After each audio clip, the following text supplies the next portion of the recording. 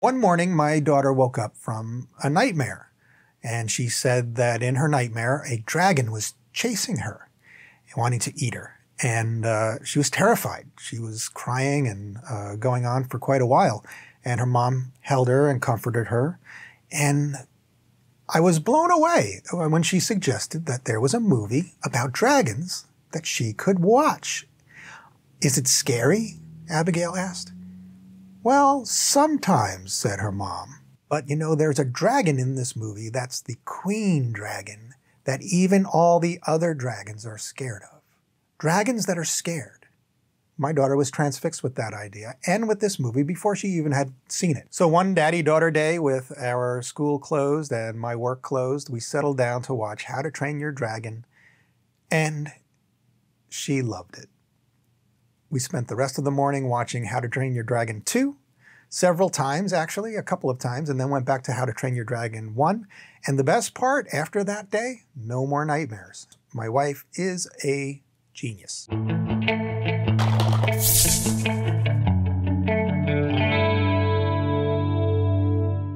How to Train Your Dragon is the 2010 DreamWorks movie about a young Viking named Hiccup who befriends a deadly Night Fury dragon, which he names Toothless, in a world where dragons and Vikings are mortal enemies. We meet young Hiccup during a dragon raid of the Viking village of Berk, and his only dream at this point is to kill a dragon and therefore prove his worth to his people. But young Hiccup has a problem. First of all, he's a little bit different than the other Vikings, as his name suggests. He's a little scrawnier, and he's a little more inquisitive than the other Vikings about the world around them and the dragons that inhabit it. His other problem is his dad, who happens to be the chief of the Vikings of Berk. Dad has all but written off Hiccup as sort of the runt of the litter, afraid that he'll be killed the minute he enters dragon training like the other Viking kids, and doesn't know what to do with him. Hiccup, to his credit, is very inventive. He invents a machine that, during the raid, brings down the dreaded Night Fury, the most feared, certainly, of all the dragons. He shoots the Night Fury down, but nobody sees him or believes him. So Hiccup sets off the next day to find the downed dragon and prove that he killed it, only to come upon the dragon very much alive, but wounded in a valley. One of its wings is injured and it can no longer fly. Unable to kill the helpless creature, Hiccup starts to study it and eventually befriend it. He builds a new wing for it because he, as we've seen, has that sort of skill.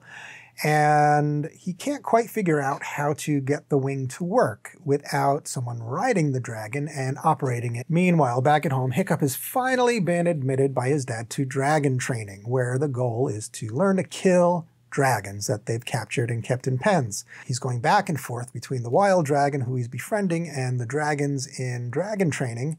And by getting to know Toothless better and better every day, he learns about all dragons and how to tame them, how to train them, as the title suggests. And he winds up not having to kill any dragons. He can just sort of control them, and they fall at his feet. And all the other kids in dragon training see him as sort of this very gifted dragon master now. Sensing something amiss, though, Astrid, who is a young female Viking that all the boy Vikings have a crush on, follows him into the woods one day, discovers his secret with Toothless. Eventually, Hiccup brings Astrid around, takes her for a ride on Toothless's back, and converts her into a dragon lover. Now they share this quandary of how to proceed in a world where dragons are the enemy. Eventually, Dad catches on that Hiccup has been befriending their sworn enemy, the dragons, and disowns Hiccup, captures Toothless, forces the Night Fury to lead his army to the dragon's lair, where they expect to wipe out the dragons once and for all. He's the leader, and that's kind of his job, so you do feel for him a little bit.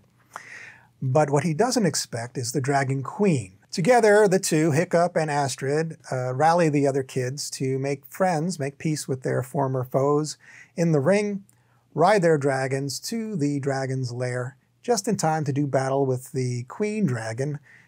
In the process, they free the entire dragon population, save the chief and his army, and prove that dragons and Vikings can coexist. It's a happy ending overall. Boy gets girl, girl gets boy, boy gets dragon, girls get dragon, Vikings get dragons, and everyone is happy, and Berk is a better society for it and a better place to live. Talking points for your kids: the film does treat both male and female Vikings as capable, strong-willed warriors able to take care of themselves. That's right up our parenting alley. It doesn't ignore romance, though. There is a bit of that in there. Hiccup is very taken with Astrid. Astrid spends a lot of time in this movie kicking butt, but she also is drawn to Hiccup. But it approaches that romantic angle with kid gloves, and I think it did catch my daughter's interest, but that was it. The film focuses more on conflict resolution,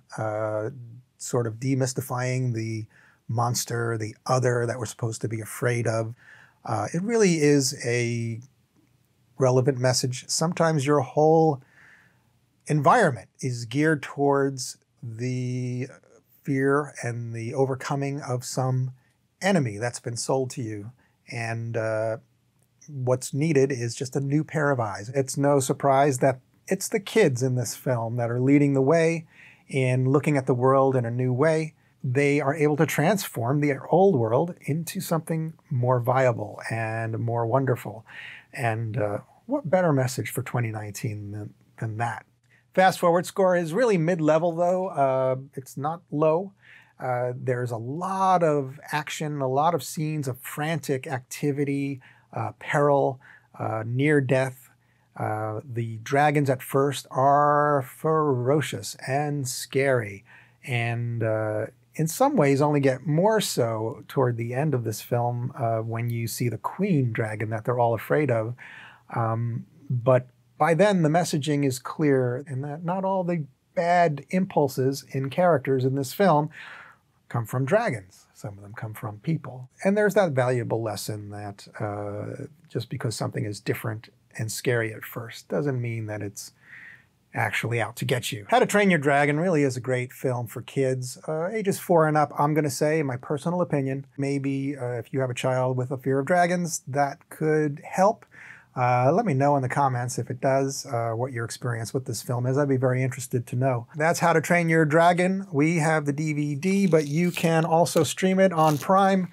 It is not on Netflix, but interestingly, Netflix poured, it looks like, a ton of money into no fewer than 3 TV shows based on this franchise. There's Dragon Legends, Dragons Race to the Edge, and Dragon Racers. As of this moment, we found these on Netflix for free, and there's no shortage. I wouldn't dive into them without watching the movies first. The movies really do establish this world. But once you're there, if your kid still has an appetite for dragons, and they probably will, there's lots and lots and lots of them on Netflix. I'm still not sure where in the How to Train Your Dragon timeline they fall.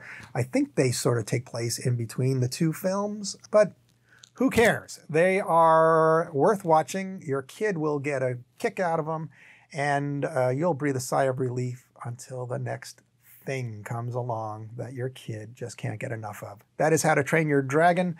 We didn't get into How to Train Your Dragon 2, which in many ways my daughter liked more and asks for more. And it actually is not just a retread. It really does transcend the first film and stand on its own merits. But this is a How to Train Your Dragon 1 review, and we really do give it a good recommendation. So check it out, and check us out online at Twitter, Facebook, at our website. I'll put the links down below. Do leave us comments. We'd love to read them. Do subscribe if you haven't already. Do like our videos. It really does help.